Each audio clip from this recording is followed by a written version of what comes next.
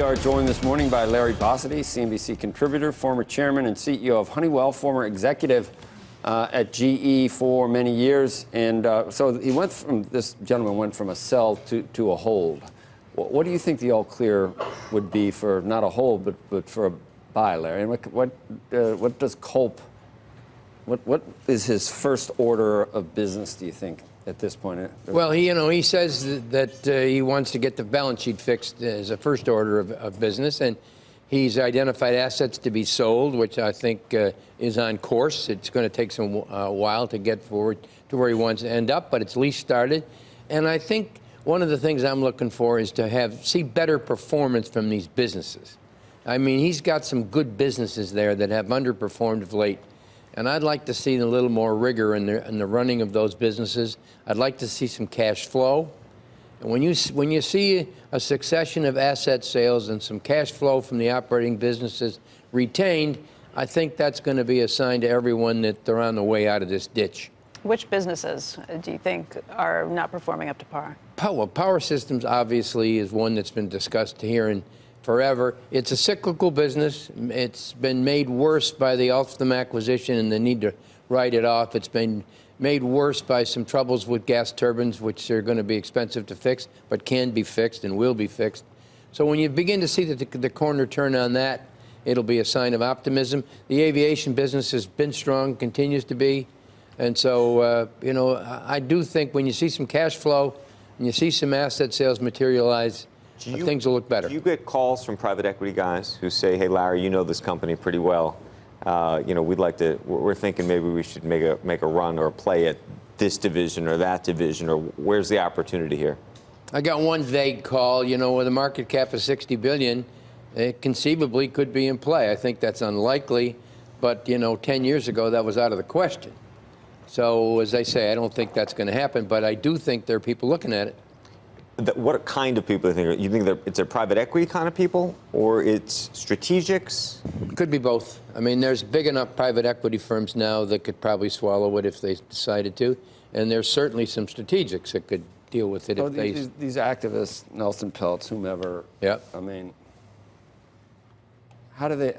I don't know are they really good at what they do all the time? I mean, where did he decide that this was, that some shaking it was at 15 or so when he decided, wow, I'm going to come in here and shake this up. I mean, there was another 50% downside. Do they know what they're doing in terms of how they value these things? Well, I know the Peltz person on the board. He's a very quality guy. Well, I don't think that, there was full knowledge across a wide spectrum of people. For example, this long tail on health insurance, I don't think that was... Be good to know before you...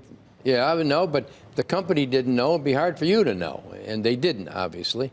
I don't think they recognized early that Alstom was going to be such a bust as it was. So I'm sure they did their due diligence, but on the other hand, I'm sure they've been surprised. But, Larry, just back to not assessing risk properly in the portfolio. Yeah.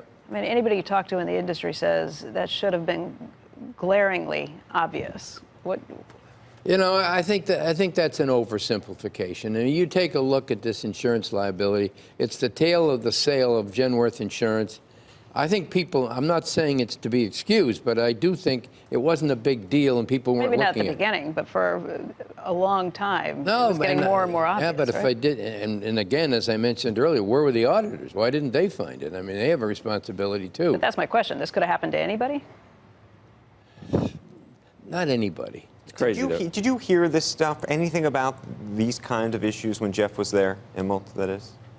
I heard some rumors that weren't favorable in terms of people desertions, and the company didn't have the same rigor as it once had. So there's lots of rumors like that, but nothing to the extent that has been that unfolded. I mean, how many asset shuffling and we're going to restructure this, restructure that? I mean, that's all we really. And we know that we used to be owned by GE, and we all had stock, so we were following it closely for the last 15, 16 years. I mean, there were so many assets sold. I mean, not just NBC, but, go across the list of what GE used to be, the finance arm, all that stuff. And all this restructuring that was supposedly necessary to reposition it for the future and all the asset shuffling. Now here we are again. Well, once we get through with the restructuring, there were like 5 restructurings already of the company, where everything that was done was shuffling around. It seems like it was, you went into popular things like subprime right before it hit the fan there. You went, you doubled down on energy right before oil came down from $100. I mean, it's not the same company that it was. How much is left from when you were there? Well, first of all, it's not the same company that it was, and a lot of the restructuring prior to now, I guess, was to try to have a new path of future for the company, which didn't work. I mean, clearly didn't work. Now the restructuring is aimed at fixing the balance sheet, which is also out of control, and that's essential, not optional, but essential. And once that happens, you're going to have a smaller company, a less diverse company, certainly one without a finance arm that had made big contributions over the last 25 years. So a very Let's say nothing had been done. Pardon? Let's say nothing had been done. Still owned NBC. Didn't buy Emerson. Still had the GE Capital arm that was financing the lighting business and the medical imaging and all the other stuff. No, there was a need to move some of those. Genworth still there. You think you needed to do all this? Some of it. I wouldn't say all of it. For example, I do think lighting had run its course. In other words, there wasn't much delta earnings. I used to hold up GE as an example of, because you look at GE and Westinghouse in 1991. Yeah. Westinghouse didn't exist anymore, and GE became the preeminent company. Yeah, but Joe, remember, the reason GE became preeminent is it did move on its portfolio. It did make in 1991. Yes, and also after that, Jack did a lot to reposition the company from what it was when he found it. And so that was all essential. I thought that worked. But that was successful. That's what I mean. This particular foray has not been successful. Would you try to claw back income from Jeffrey Immelt? I don't know. I don't think about that. So I'm certainly disappointed in his performance, but I'll let others decide that.